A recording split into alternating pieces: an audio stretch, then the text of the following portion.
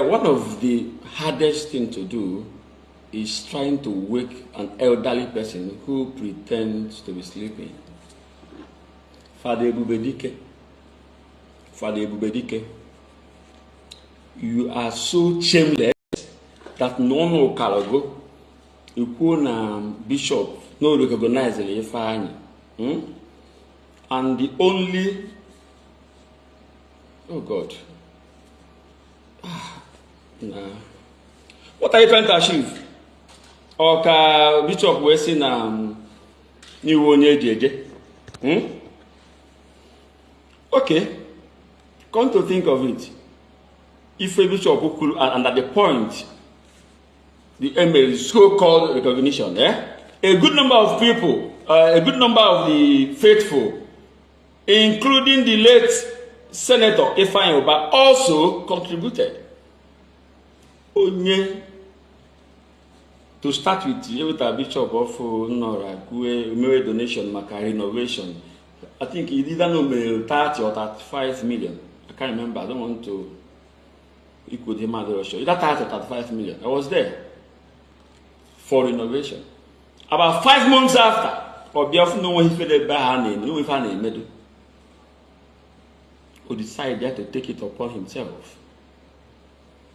Alowa. Bishop Okeke oje room, nwe ife follow, on top of Ifeanyi. Osikwe, nka, Ifeanyi ekwekwa. Na ochoho ka owulu na maybe ubosi aya asina ayo chago, ka na asina obodo ife na eme, mana eme nhozi maka ego. Man ama how many times say go to the roof. Trust, iron trust. Being a court to a court, abekwa ayemi pon joining now. Ifeanyi obe otakwa ego, edego taka fresh ones. Ane nwoke, ane etu ya afa. Of what the same Ifeanyi that bought Ford Ranger, ego that 8 million each for all the bishops, Catholic and Anglican bishops in Anambra State. I remember about 11 or 12 of them. Bishop Chukwumenubuemezeye.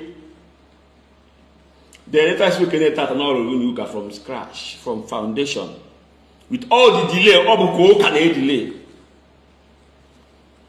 A good number of the faithful, including the late Senator Ifeanyi Uba, also contributed.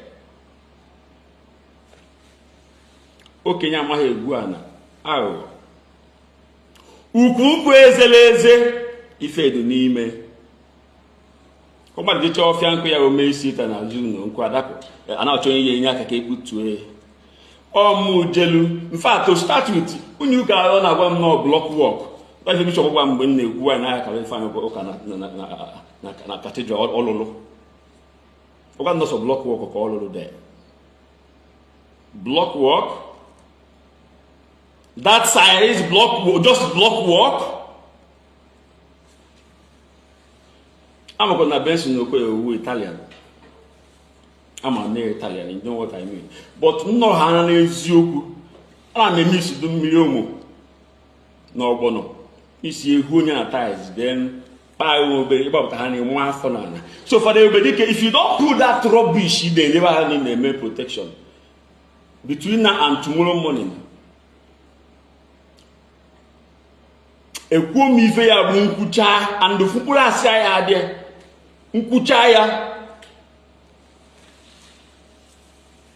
The man not female today who just or find your Baba Nime.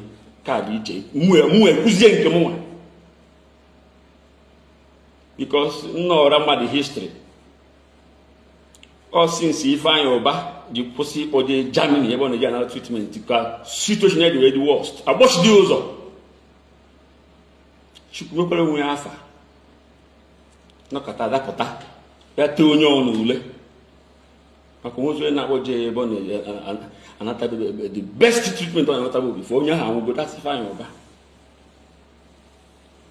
I call Onya Kolo Aquanin the bishop, we are calling Aka. Only one buy ticket, all the bishops are calling Aka. Only one bishop, sorry, Okonkwo, United Air.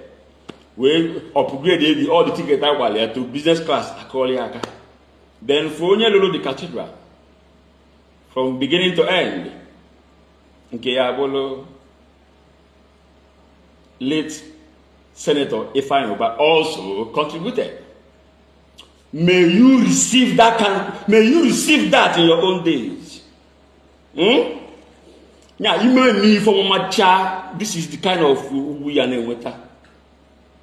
That's my prayer for you. Ebo duma.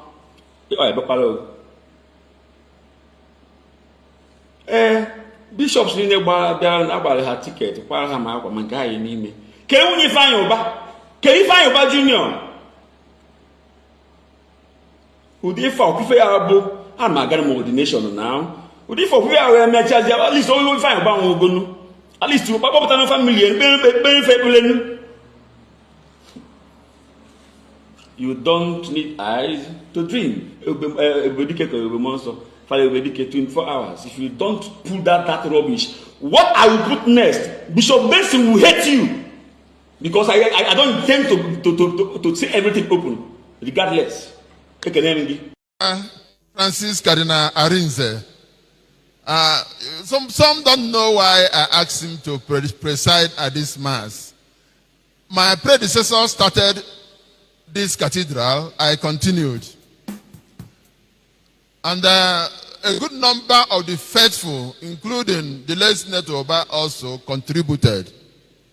But because I wanted a connection between me and my predecessor, he ordained my predecessor a priest. He confirmed me in faith. And I chose the same day of his episcopal consecration for my own episcopal consecration.